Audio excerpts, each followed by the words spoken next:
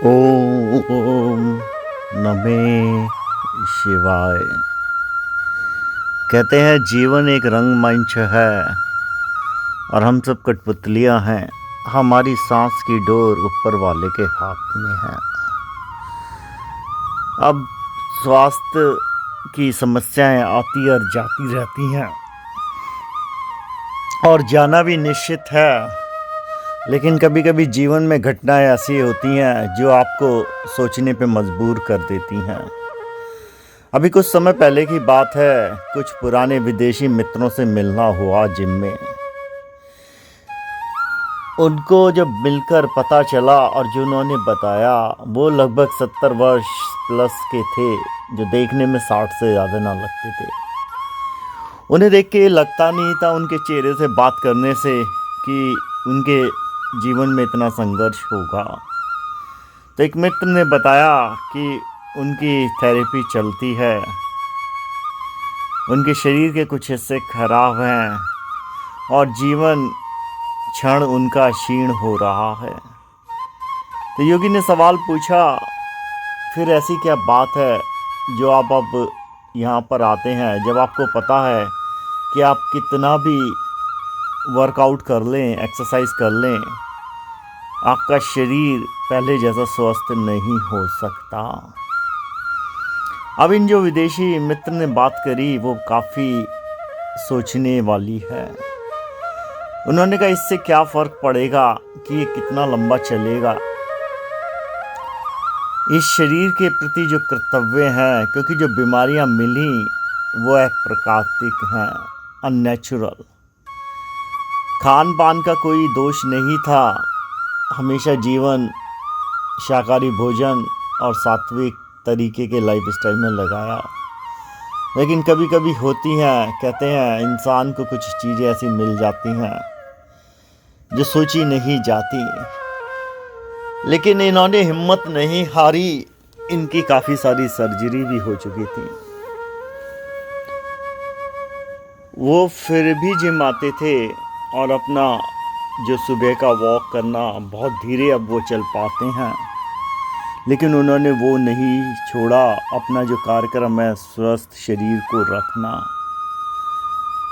इसी तरीके से फिर एक दूसरी महिला से बात हुई तो उन्होंने बताया कि मेरी अभी नीज़ बदली गई हैं और बहुत धीरे धीरे एक्सरसाइज करनी है। ऐसा समझिए कि वो एक छोटे से बच्चे से भी धीरे चल पाती हैं। लेकिन उन्होंने भी इसकी परवाह नहीं करी कि लोग क्या कहेंगे। उन दोनों को देखकर एकदम सल्यूट करने का मन कर गया कि जीवन में इससे कोई फ़र्क नहीं पड़ता कि कहाँ पे समस्या आएंगी, लोग क्या कहेंगे।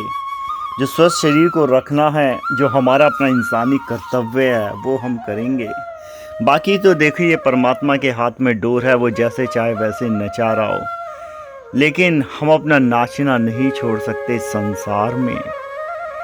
अगर और समझे सांसारिक भाषा में ये है, एग्ज़ाम कभी टफ आते हैं और कभी इजी आते हैं। आप अपने बच्चों से ये तो नहीं कहते ना कि आप पढ़ाई नहीं करोगे या एग्ज़ाम टफ आ गया तो पढ़ाई करने से क्या फ़ायदा। वो अपनी तरफ से भरपूर मेहनत करते हैं, क्योंकि एंड ऑफ द डे कोई ना कोई तो उसमें टॉप करता ही है, क्लास में कोई ना कोई तो फर्स्ट आता ही है। तो वैसा ही इन मित्रों का है। अब काफ़ी समय गुजर रहा है तो उनके चेहरे पे जो खुशी होती है, जिस वक्त वो पसीने की एक बूंद छलकती है, वो कहते हैं ये वो अमृत है जो इस स्वस्थ शरीर का होने का हमें एहसास कराता है। फिर जाते वक्त उन्होंने एक ही बात करी, बोले जो ये शरीर तुम्हें मिला है शायद तुम इसकी कीमत आज नहीं समझते।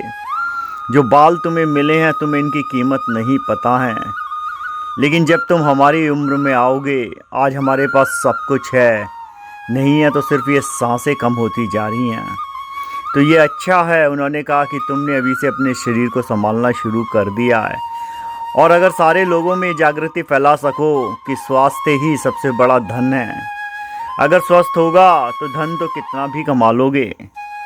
आप ऐसे समझिए, आपका दीपक अगर 60 में बुझता है या 80 में बुझता है तो 20 साल मिलते हैं। और इंसान अगर हिसाब लगाए तो पैसा कमाना भी 25 से पहले शुरू नहीं कर पाता। अगर संसारी भाषा में समझें तो आपको केवल 30 साल मिलते हैं कमाने के। और मज़े की बात है, लास्ट के 10 साल में आप अपनी सैलरी के हाईएस्ट पीक पर होते हैं। अगर आप सोचिए कि आप 60 की बजाय अगर 70 साल 10 साल और अगर काम करने लायक शरीर हो गया तो आप कितना पैसा कमाएंगे। तो सन्यासी और संसारी दोनों का ही इसमें लालच है अगर देखें। और वो लालच भी क्या, ये एक अच्छा लालच है, क्योंकि स्वस्थ शरीर होगा तो स्वस्थ मन होगा। स्वस्थ मन और तन भक्ति, भोग और ध्यान के लिए बहुत ज़रूरी है। तो उठिए, उस आलस को छोड़िए जो आपको इस बिस्तर से बांधे हुए है, और शरीर के प्रति जो कर्तव्य हैं वो करिए। ओम नमः शिवाय।